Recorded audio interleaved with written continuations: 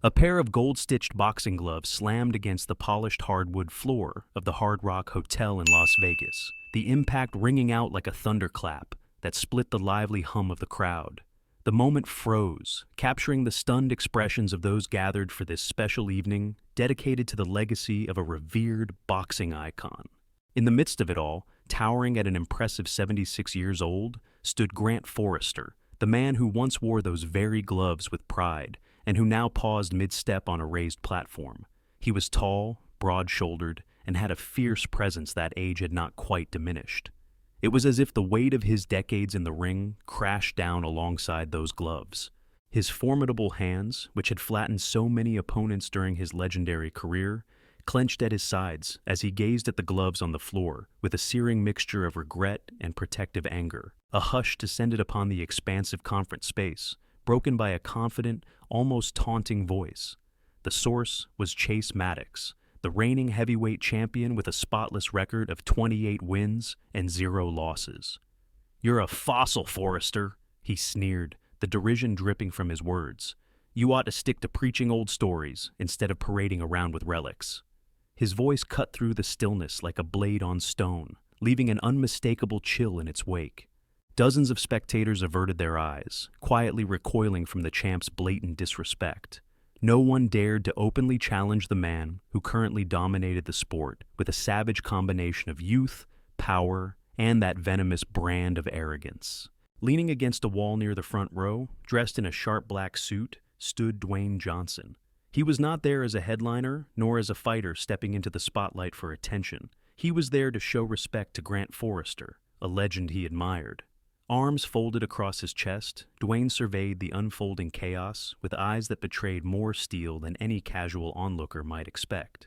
Though he kept silent, the tension in his posture was unmistakable, like a taut bowstring on the verge of releasing its arrow. His razor-edged gaze flicked from the gloves lying abandoned on the floor to the smirking champion, who reveled in the hush that had overtaken the spectators. Chase Maddox sensed that silence. Maybe he relished it. With a swagger too large for the confines of the stage, he kicked the fallen gloves aside. The sharp scrape echoed across the polished floor, causing more than a few heads to snap around. "This is my ring now," he hissed, as though crowning himself king in a realm that had once belonged to someone else. Dwayne gave the slightest shift of his stance, uncrossing his arms, and the movement drew every gaze. This was not mere posture. It was confrontation. A line in the sand had been drawn, and everyone in the hall knew that crossing it would have consequences. Chase laughed, loud and mocking. "What's he gonna do?" he sneered, jerking his chin toward Dwayne, as if the idea of being confronted by this stranger was laughable. Yet the champ's confidence wavered, just slightly, when he caught sight of the grim intent burning behind Dwayne's eyes. Before the tension could erupt further, a brief promotional voice, amplified by a staffer trying to keep the event on track, crackled over the speakers, urging everyone to remember to like and subscribe to catch Dwayne Johnson's epic face-off with a rude boxer, and leave a comment about where you're watching from tonight. It was a jarring piece of modern spectacle that only made the raw animosity on stage feel sharper by contrast. The Hard Rock Hotel thrummed with an electric energy, and outside, the bright lights of the Las Vegas Strip pulsed in the distance. Inside, though, every eye remained locked on this unfolding drama. It was a crisp evening in March of 2025, yet the atmosphere inside felt hot and alive. The walls were lined with old fight posters, their edges tattered, featuring the likes of Grant Forrester during his prime. In one corner, a grainy video clip looped, showing Forrester's legendary 1974 knockout of Marcus Ali, which had once shocked the entire boxing world. The black and white footage flickered, accompanied by the distant echoes of roars from decades past. Now, at 76, Grant Forrester stood in a meticulously tailored suit, a testament to both his accomplishments and his pride. He lifted a microphone, face solemn, intending to speak about the importance of honoring boxing's history and the men who forged it with blood and sweat. But then came Chase Maddox.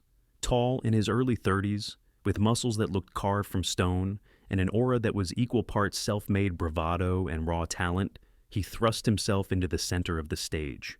He wore no suit, only a sleeveless workout shirt that showcased a tapestry of tattoos on his arms. Each step he took felt like a challenge, as though even the floorboards needed reminding of his dominance. Young fans in the crowd, many of whom had grown up watching quick knockouts on social media highlights, rose to cheer his name. He had become a modern-day boxing sensation, standing on the shoulders of legends but determined to eclipse them. In contrast, the older, more seasoned fans seemed uneasy. They recognized Grant Forrester not just as an ex-champion, but as a pioneer who had helped shape the sport. They remembered the days when a man proved himself with grit and respect, not just brash talk and promotional stunts. In fact, some of them found Chase's arrogance downright insulting. A wave of disapproval radiated through the front rows as soon as he began hurling insults, though few dared to voice it aloud. Amid this swirl of loyalty, nostalgia, and tension, Dwayne Johnson was a pillar of quiet calm. He had faced down intimidation in more corners of the world than he cared to count. In his black suit, he seemed at odds with the swirling chaos, like someone standing calmly as hurricane winds raged around him. Yet there was a powerful undercurrent to his silence. All he did was watch, arms folded, as though waiting for the precise moment to act. When Chase Maddox advanced and seized the gold-stitched gloves right out of Grant Forrester's hands, tugging them away as if he had every right to do so, the entire hall seemed to gasp in unison. Those gloves were not just boxing equipment. They represented a lineage of blood, sweat, and triumph for men like Grant Forrester. They carried echoes of countless rounds that had shaped him and turned him into a legend. So, when Chase Maddox ripped them away and slammed them to the floor with a sneering flourish, it was more than an insult. It was a sacrilege. For a moment, you could see the fire in Grant Forrester's eyes blaze bright enough to burn a hole in the stage. His hand twitched, jaw muscles flexing. He could have lashed out, but he held back, perhaps recalling the vow he had made years ago to leave his fighting days in the past. Chase, however, reveled in the spotlight of tension he'd created. His voice boomed again, a grating symphony of scorn. "You fought nobodies," he shouted at Forrester. "Papers and fans propped up your legend, but if you tried that old-school style on me, I'd knock you out in 10 seconds flat." The words resonated in the hush, scattering through the crowd like shards of glass. Some fans looked away, not wanting to witness the unraveling of what had been intended as a respectful tribute to Grant Forrester's legacy. Others watched with a mix of morbid fascination and simmering anger. Dwayne Johnson finally pushed off the wall and made a move. He was not the tallest man in the room, nor did he brandish the massive build one might expect from a professional boxer. But there was something unshakable about him. His approach was unhurried, yet each step brought with it a quiet intensity that pulled every gaze. As he drew closer to the ring setup, his gaze never left Chase Maddox. The younger fighter sensed the shift in the atmosphere and turned to confront this new threat. "What do you think you're going to do about it?" Chase challenged, a sneer darkening his features. His arms tensed, veins bulging, as if ready for a fight right there on the hardwood. A breath of tension pulsed through the crowd. They sensed a possible clash that might overshadow every other moment of the evening. Dwayne locked eyes with him. "Pick them up," he said in a low, lethal tone that barely rose above normal speech. Yet it struck like a thunderbolt. He was referring to the gold-stitched gloves lying on the floor, a symbol that demanded more than a casual toss aside. The hush in the room intensified, as though every soul present understood that ignoring that directive would carry dire consequences. Chase stared at him, his braggadocio flickering for half a heartbeat, uncertain whether to provoke this silent force. But the champion within him refused to back down. He let out a barking laugh and stomped one foot against the gloves, grinding them under his boot. Grant Forrester's expression tightened when he saw what Chase was doing to those precious gloves. A hush fell once more, and the temperature of the room seemed to drop. People fidgeted in their seats, unsure whether they were about to witness a tragedy or a triumph. Forrester took one step forward, a giant measured stride that landed just inches behind Chase, and for a split second, it appeared as though the legend might snap. But Dwayne, pivoting calmly, stepped between them, a mediator whose presence promised neither peace nor compromise, but a direct reckoning. Chase noticed that Forrester and Dwayne both stood in positions that flanked him, and for the first time, a shadow of caution flickered across his face. Still, his bravado refused to die, fueled as it was by a crowd that had, until recently, roared his name. The younger fans who came to see Chase Maddox, the unstoppable champion, were now silent, uncertain about the balance of power in the room. Meanwhile, older fans, grizzled men with battered knuckles of their own, muttered curses under their breath. Some of them rose from their chairs, as if drawn by an instinct to protect a legend whose achievements had inspired them decades earlier. "Pick them up," Dwayne repeated, his voice as cold and unyielding as steel. It was a simple command, but it carried the weight of every intangible the crowd felt: respect, tradition, and the boundary between pride and hubris. Chase's lips twisted into a sneer. He flicked his eyes toward Grant Forrester, then back to Dwayne. The tension in the air was suffocating. Even the overhead lights seemed to buzz louder, reflecting off the sweat that now beaded on Chase's forehead. Sensing he might lose face in front of his fans, Chase snarled. "Or what?" he spat, stepping forward and flexing his considerable arms. "You planning to stage a comeback fight for your old friend here?" he asked, jerking his thumb in Forrester's direction. "Because you'll both end up in the hospital if you push me." The arrogance in his voice was a near physical presence. Dwayne merely stared, not a hint of fear flickering across his face. "You don't spit on the men who built this sport," he said, locking eyes with the younger champion. His words resonated in the hush, and many of the seasoned fans in the audience, men and women who understood the deep significance of a fighter's lineage, nodded emphatically. Grant Forrester exhaled, the tension in his shoulders loosening slightly as he listened to someone else stand up for the values he held dear. Chase reacted swiftly, lashing out with a sudden push that caught everyone off guard. He shoved Dwayne's shoulder, forcing him to stumble back a step. The crowd gasped, some in excitement, some in alarm. Then, with a menacing glower, Chase pointed at the small practice ring set up on a raised platform at the far end of the event hall. "You want me to show you why I'm the champ?" he snapped. "Then get in there and test your luck." The crowd erupted at the challenge, a cacophony of shouts and gasps reverberating off the vaulted ceiling. Half the room seemed to cheer for Chase's ferocity, eager to see him demonstrate the power that had made him a household name. The other half murmured anxiously, many of them aware of the damage such a confrontation could cause, especially in the middle of a tribute event intended to honor Grant Forrester's storied career. Forrester himself wore a conflicted expression, a fusion of caution and surprise. He had known Dwayne for a few years, just enough to suspect that crossing him was unwise.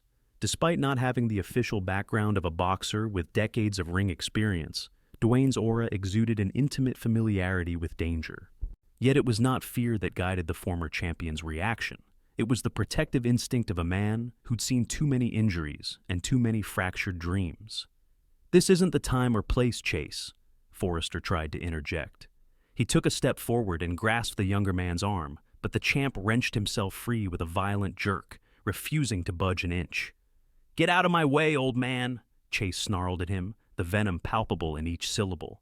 The entire hall seemed to hold its breath, uncertain whether blood was about to be spilled in the middle of what was supposed to be a respectful event. Then Dwayne shrugged off his suit jacket and handed it to a nervous-looking staffer who was hovering at the sidelines. His shirt sleeves rolled up, revealing forearms thick with muscle and crossed by scars that hinted at older battles. It was a silent declaration. If a fight had to happen, he was ready. "Dwayne, think carefully about this," Grant Forrester pleaded, his deep, rumbling voice laced with genuine concern. Yet he also couldn't ignore a flicker of respect for the determined stance that Dwayne had taken. The man was clearly driven by principle, not vanity. Chase laughed, loud and hollow. "See, Forrester," he gloated, "I'm about to prove to you, and everyone else, why I'm the undisputed champion. And once I'm done, nobody will remember your ancient legacy." With that, he bounded onto the small, makeshift ring, hopping on the balls of his feet as if to demonstrate the coiled energy he possessed. He swung his arms in wide arcs, loosening up, scowling at Dwayne all the while. A murmur spread through the crowd like a wave. People scrambled to press closer, their expressions ranging from alarmed to electrified. Smartphones appeared in raised hands, capturing live footage of this explosive turn of events. Several older fans rubbed their temples, muttering about how the spectacle cheapened the honorable tradition of boxing. Others yelled in excitement, driven by the adrenaline spike of an impromptu fight. Even some who initially disliked Chase Maddox began to holler his name, drawn in by the magnetic pull of conflict. Dwayne stepped forward and approached the ring. There was no swagger in his gait, just a purposeful, grounded movement that hinted at deep reserves of control. He passed by Grant Forrester, pausing only briefly to meet the older man's worried stare. "This is what you wanted to protect?" Dwayne said quietly, gesturing to the gloves on the floor and then to the ring. He knew the reverence Forrester felt for the sport, the historical significance of passing down knowledge from generation to generation. Forrester nodded once, a subtle gesture that conveyed both approval of Dwayne's willingness to stand up for boxing's legacy and a quiet lament for the brutality of the situation. Leaping onto the ring apron, Dwayne flexed his hands at his sides, testing the tightness of the wrapping around his knuckles, even though he hadn't come prepared for a real fight. He hadn't warmed up or even removed his dress shoes. But the steel in his eyes did not waver. Across from him, Chase Maddox's cocky grin grew wider. He couldn't wait to teach this outsider a lesson about stepping into a champion's domain without paying proper respect. Chase jabbed the air a couple of times, then turned to his fans in the crowd, raising one fist overhead. A flurry of cheers answered him, and that response seemed to inflate his already massive ego to new proportions. From the edge of the ring, an anxious staffer tried to suggest they should at least put on some gloves, but neither fighter paid attention. The animosity between them crackled like electricity, and the impetus to prove something, Chase's dominance, Dwayne's defense of a cherished legacy, overrode any rules or civility. Grant Forrester moved closer to the ring ropes, gold-stitched gloves in his hands now, staring at the object that had once symbolized his greatest moments. His weathered face was tinged with regret. The crowd, too, was torn. Some shouted for Dwayne to knock sense into Chase, while others roared for the reigning champ to demolish this unknown. The tension in the air felt combustible, as though a single spark might set the entire Hard Rock Hotel ablaze. Then, without warning, Chase launched forward. He didn't wait for any semblance of a bell or official start. He swung a right hook at Dwayne's head, a blow fueled by disdain. Dwayne narrowly slipped it, rotating his body in a swift pivot that saved him from a direct hit. The audience erupted in roars and shrieks. The primal thrill of violence pulsed in their veins. Adrenaline spiked on both sides of the ropes. Chase snarled, eyes glittering with savage intent, as he reset his stance. Dwayne, unruffled, offered no witty comebacks, no smirking retorts. He simply raised his fists, adopting a defensive posture that revealed he had more than a passing familiarity with combat. They circled each other under the bright lights, tension coiling tighter by the second. Dwayne's shoulders rolled as he kept his guard high, every muscle primed. Across the ring, Chase Maddox bounced on the balls of his feet, stepping lightly for a man with such a hulking frame. The champion tested the waters with a quick 1-2 combination, jabs flickering out like snakes' tongues. Dwayne moved his forearms to block, absorbing the impact with a steadying breath. He refused to budge an inch of ground. Chase's eyes glinted with the killer instinct of a man who had never lost. He feinted, then threw a straight shot that Dwayne slipped by the narrowest of margins. The champion's frustration was immediate and visible. Perhaps he'd expected Dwayne's defenses to crumble under the fury of his onslaught. Instead, the older man, still wearing slacks and dress shoes, danced aside with precision, showing an agility that belied his calm exterior. "Yeah, I've seen your movies," Chase mocked, goading him, "but real hits hurt a lot more than special effects." He swung another hook, one that grazed Dwayne's shoulder. The crowd flinched, some cheering, others hissing or wincing. The force behind the near miss was enough to snap a lesser man's collarbone. Dwayne's chin jutted forward in defiance as he stepped back into the line of attack, ignoring the sting. Grant Forrester watched with rapt intensity, his heart pounding against his chest as if he were back in the ring himself. He clutched those gold-stitched gloves so tightly that his knuckles whitened beneath the stage lights. He could see, in every movement Dwayne made, the discipline and fortitude that reminded him of the old days, when boxing was about more than just spectacle, when respect for one's opponent and love for the craft underpinned every punch. Across the audience, older fans who recognized technique when they saw it began to shift their allegiances. If they had been uncertain before, now they cheered each time Dwayne blocked or evaded a blow. Some even roared with approving laughter when Chase's wild swings hit empty air. At one table, a group of retired fighters nodded to each other, quietly impressed. "He's reading Maddox's every move," one murmured, tapping an unlit cigar on the tabletop. "Give the man credit. He's no amateur in there." Chase's anger flared, fueling his determination to overwhelm Dwayne with sheer brute force. He pressed forward with rapid jabs and punishing crosses, his fists launching from every angle, trying to find a gap in Dwayne's guard. Despite absorbing a few glancing strikes, Dwayne stayed composed, slipping the worst of each barrage. A savage uppercut came too close for comfort, barely missing Dwayne's jaw. Yet, in response, Dwayne stepped in and delivered a crisp counterpunch straight into Chase's ribs, forcing a grunt from the champ that reverberated around the ring. A ripple of shock tore through the crowd at the sight of Chase Maddox being forced to acknowledge an adversary's power. It was almost as though the champion's aura of invincibility cracked, if only for a fleeting moment. Anger flared in his eyes, burning away any shred of sportsmanship. He retaliated with a fierce hook that clipped Dwayne's cheek, snapping his head to the side in a violent motion. Blood sprayed from a split in his lip, painting the front row of onlookers with crimson drops. Fans erupted in excitement, many of them rising to their feet. Dwayne staggered but refused to go down. With a roll of his neck, he straightened, spitting a glob of blood onto the canvas, and glared right back at Chase. The unwavering fire in his gaze sent a wave of murmurs through the crowd. This was not a superficial movie cameo. This was a man who had walked many roads of hardship. Something about the resilience etched into his face spoke volumes, an unspoken tale of grit. Chase wiped sweat from his brow, flicking it aside in annoyance. He could sense the crowd's mood shifting, and it stoked the embers of his fury. Swallowing hard, he drove forward again. Another flurry of punches rained down. 1, 2, 3, and Dwayne responded with a disciplined defensive display, blocking and weaving. His timing was just a hair off perfect in a couple of spots, allowing a few hits to connect hard enough to sting. Still, the crowd roared, enthralled by this battle that had erupted from mere words and disrespect. "Finish him, Chase!"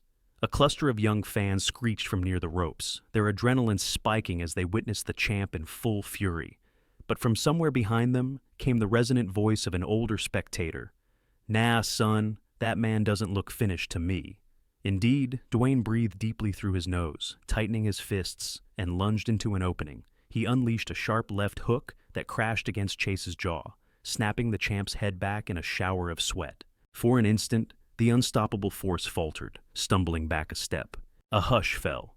The champion of the modern era, who prided himself on a spotless record, had been rocked by an upstart with no official ranking, and not just once. This was a second time. Reality dawned on the younger fans who had come expecting to see their hero breeze past an over-the-hill nobody. Dwayne Johnson was no paper tiger. Chase's momentary daze turned into reckless rage. He let out a primal shout that reverberated off the rafters. Charging again, he shoved Dwayne hard against the ropes, pinned him momentarily, and fired a combination into his midsection. The sound of fist-meeting flesh echoed. Dwayne grunted, absorbing the body blows, but somehow kept his hands up, bracing for the next attack. Blood trickled from Dwayne's lip, and his vision momentarily blurred from the punishment. Yet, in the swirl of adrenaline, he maintained a razor-sharp focus on Chase Maddox's form. The champion's strikes, while ferocious, had become less precise, driven by anger rather than strategy. Wincing through the pain in his ribs, Dwayne slipped sideways out of Chase's cornering attempt, clearing enough space to breathe. The crowd's collective roar swelled again, an ocean of voices that rang off the hotel's walls in thunderous waves. Chase snarled, refusing to cede control of the ring. He came forward in a relentless barrage, launching a barrage of quick combinations aimed at overwhelming Dwayne through sheer volume. Left jab, right cross, another right cross, a left hook. Each blow had potential to end the fight if it found a vulnerable spot. Dwayne twisted and raised his guard, deflecting or rolling away from the brunt of each attack, though the final hook slammed into his upper arm. Pain flared, sending an involuntary spasm down his side, but he would not buckle. From the sidelines, Grant Forrester gripped the top rope so hard his knuckles turned white. Each blow seemed to strike him as well, metaphorically lashing at the very idea of dignity and respect that he had tried to preserve all these years. His eyes darted to the gold-stitched gloves he still held, symbolic of a lineage he feared might be lost in the modern wave of arrogance and social media hype. But then Dwayne lashed out with a perfectly timed counterpunch, a jab snapping against Chase's mouth, drawing fresh blood from the champion's lip. The crowd seemed to gasp in unison, the sense of shock palpable. Gritting his teeth, Chase spat out an angry red smear onto the mat. He took a brief step back, chest heaving, eyes alive with an unsettling blend of fury and disbelief. A tense moment passed, almost an eye in the storm. The audience recognized the significance. A champion who rarely even got tagged was now bleeding, hurting, and uncertain. "I'm going to destroy you," Chase declared through ragged breaths, each syllable slashing the air. His normally cocky grin was nowhere to be seen. Dwayne said nothing in reply, but the clench of his jaw spoke volumes. He reminded himself of the reasons he stepped into the ring tonight, not for personal glory, but to defend a legacy, to uphold respect for a man who'd helped shape boxing's greatest eras, and to prove that no matter how brash an upstart might be, there were still some lines that should never be crossed. Summoning everything he had, he steadied his breathing, preparing for the next exchange. Chase attacked first, stepping inside with a savage hook aimed at Dwayne's temple, a knockout punch in the making. But Dwayne ducked low, letting the momentum carry Chase forward. In a split second, Dwayne planted his weight and uncoiled an uppercut that smashed squarely into Chase's chin. The sound of the impact was sickening, like a sledgehammer cracking into concrete. Chase Maddox's head snapped back violently, and for a heartbeat, time seemed to freeze. The crowd paused mid-roar, their screams caught in throats as they watched the mighty champion's eyes roll back. Then, like a marionette whose strings had been cut, he collapsed in a heap onto the canvas.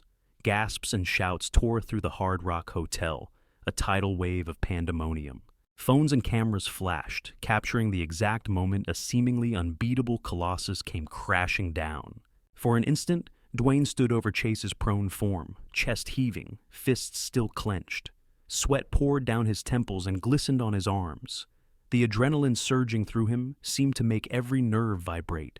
The champion lay unmoving, except for the faint rise and fall of his ribcage. Dwayne could sense the stunned silence in those who had chanted Chase's name just moments before. Then the wave of noise erupted, a roar far louder than anything the building had experienced all night. "Dwayne! Dwayne!" Pockets of the crowd began to chant, disbelief mingling with awe in every syllable. The hush that had followed the knockout was replaced by an ovation that rattled the light fixtures overhead. Close to the ring, you could see older fans pumping their fists, elation written across faces etched with lines of life experience. Younger fans who had expected nothing but an easy victory for Chase stared wide-eyed, struggling to reconcile what they were witnessing. The champion was down, dethroned in a moment of pure, unfiltered reality.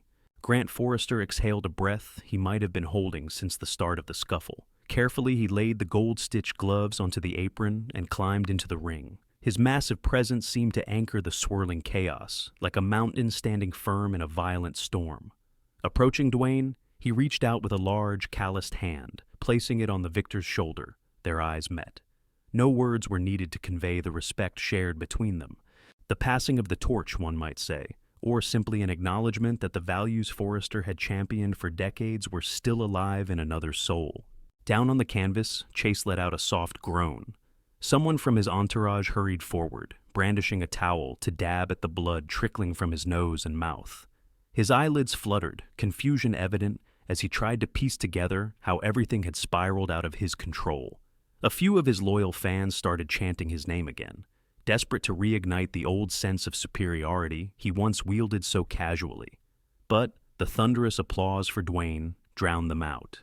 And it wasn't merely an applause for a random underdog. It was an applause for a certain code, one that demanded reverence for those who laid the foundations of greatness, who bled for their art, and who passed down their wisdom without expecting to see it trampled upon. Grant Forrester leaned down to retrieve those gloves, pulling them close to his chest as though cradling a precious heirloom. Gone was the aggression and tension that had once flared in his gaze. In its place stood an almost paternal pride. He turned to face the crowd, lifting the gold-stitched gloves overhead in a silent salute. The audience met him with a resounding roar, as if collectively voicing their gratitude for the decades he had devoted to the sport, and for the continuation of that spirit in men like Dwayne Johnson. Slowly, Dwayne knelt by the fallen champion. Chase's breathing was labored but steady, and the haze in his eyes suggested he was still trying to grasp the totality of his defeat. Dwayne might have walked away, leaving the younger man to grapple alone with the consequences of his arrogance. Instead, he placed a firm hand on Chase's shoulder, speaking quietly enough that only the two of them could hear. To an onlooker, it might have appeared he was whispering some final warning or condemnation, but in truth, Dwayne was simply offering a sober statement of respect for the potential he knew still lay within Chase, a potential that, once stripped of its toxic hubris, could be harnessed for good. Chase winced, rolling onto his side. The sting of humiliation radiated far beyond the physical pain of his battered jaw. Perhaps the words Dwayne offered sank in, or perhaps they were lost in the swirl of chaotic emotions.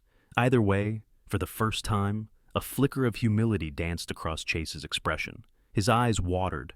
Whether from pain or shame, it was hard to tell, and he swallowed hard before nodding. Security personnel and staff swarmed the ring to keep the crowd from climbing in. A storm of reporters brandishing microphones and cameras gathered at the apron, each jockeying for the perfect angle, desperate for a statement from either the victorious newcomer or the legendary Grant Forrester. Staffers scrambled to maintain control over the situation, pleading with spectators to give the fighters space. Within that intense whirlpool of questions, bright lights, and chanting fans, Grant Forrester extended the microphone he still clutched toward Dwayne, silently inviting him to address the throng of onlookers. Dwayne looked around at the sea of faces, some awed, some still stunned, then looked at Forrester. A faint smile tugged at his bloodied lip, though he felt far from celebratory. Pressing one hand over the mic, Dwayne inclined his head. "No speech," he said simply, his voice scratchy with exertion. "My actions spoke for me tonight." The older man gave a nod of understanding, for he too had once been a boxer who let his fists carry the weight of his messages. Returning the microphone to a confused staffer, Forrester placed a guiding hand on Dwayne's shoulder and led him toward the ring ropes. Their exit came amid the echo of cheers still thundering through the building, a drumbeat of excitement and collective realization. After they slipped out of the ring, the adrenaline in the Hard Rock Hotel was still spiking. People surged toward them, forming a corridor of outstretched hands and raised phones. Security guards closed ranks, pushing eager fans back just enough to prevent a stampede. Lights flashed incessantly as pictures were snapped, and a near-deafening blend of voices chimed in from every angle. "Dwayne, how'd you learn to fight like that?" "Forrester, what do you think of the new generation now?" "Chase, will there be a rematch?" Amid the raucous clamor, the battered champion himself was helped out of the ring by his corner team, head hung low. A few of his staunchest supporters tried to rally behind him, chanting his name in a desperate attempt to resurrect the aura of untouchability he once carried. But the unstoppable had been stopped, and the truth rang out loudly in every bloodstain on the canvas. Grant Forrester walked with measured steps, each stride calling on reserves of strength he had once dedicated to the sport he loved. The gold-stitched gloves still rested in his arms, and it seemed as if his entire being radiated reverence for the moment. When he finally reached a quieter corner of the venue, where staff members huddled around large crates and electrical equipment, away from the main throng, he paused to collect himself. Dwayne stood at his side, winded and sore, but resolute. Silence hovered between them before Forrester spoke in a gravelly tone. "I hadn't planned for any of this," he admitted, his gaze dropping to the scuffed leather of the gloves. "These were supposed to represent a legacy, something the new generation would honor." He exhaled, shaking his head at the memory of how easily Chase Maddox had dismissed it all. Dwayne nodded, still catching his breath. "He'll remember tonight," he said, recalling the fleeting look of humility he glimpsed in the champ's eyes. "Maybe he'll learn something from it." Though not an official fighter in the sense of having a professional record, Dwayne carried a quiet conviction that real strength was about lifting up those who came before, never tearing them down for a cheap pop from the crowd. Forrester studied him intently, as though searching for the intangible qualities that had driven Dwayne's resolve in the ring. "You fight for what you believe in," the older man said at last, resting a weathered hand against Dwayne's shoulder. "That's what it's all about. Doesn't matter if you're a pro boxer or not. If you throw punches with purpose, you can accomplish more than you might ever imagine." They exchanged a nod, a moment of mutual respect, woven from the threads of adversity and triumph. Outside, the roar of the crowd still echoed. Security staff continued trying to manage the chaotic cluster of reporters who demanded interviews. Chase Maddox, bruised and shaken, was whisked away by his team, his eyes hidden behind swollen lids that told a story of their own. He would live to fight another day, But the memory of tonight's bitter lesson would not fade quickly. A breath of cooler air drifted through an open side door, offering the promise of the vast Las Vegas night. The neon glow outside pulsed like a heartbeat, but inside the Hard Rock Hotel, the final note of the evening had already been struck. Forrester handed the gloves over to Dwayne with a look of solemn gravity. "Hold on to these for a while," he said. "They're a reminder, not just of me or of tonight, but of what's right in this sport, and in life." For a moment, Dwayne felt the heaviness of the gloves' lineage settle into his hands. He could almost hear the echoes of the past, the ring of a bell in some ancient arena, and the roar of spectators who cheered for men who gave their all in search of something bigger than themselves. Offering a final handshake to the legendary Grant Forrester, he turned toward the door that led out into the labyrinth of Vegas lights. Behind him, the crowd continued to swell and shift. Some would forever brand him as the man who shut down the arrogant champion. Others would see him as just a new figure in the boxing world, unaligned with an official record, but carrying the spirit of the old ways. And of course, there were those who would hype the possibility of a rematch, who would stir up talk shows and social media buzz, capitalizing on the fallout of the night's events. But for Dwayne Johnson, none of that mattered half as much as the principle he had defended. The line he had drawn could not be crossed with impunity, not by any champion, no matter how powerful. Then he stepped into the brisk night air, the gold-stitched gloves tucked beneath his arm, the adrenaline ebbing as he walked away from the ring lights and the cheering that still rattled the rafters. A slow ache settled into his muscles, but an ember of satisfaction burned in his chest. While one champion had fallen, the true soul of the sport, respect for the pillars on which it stood, had once again risen.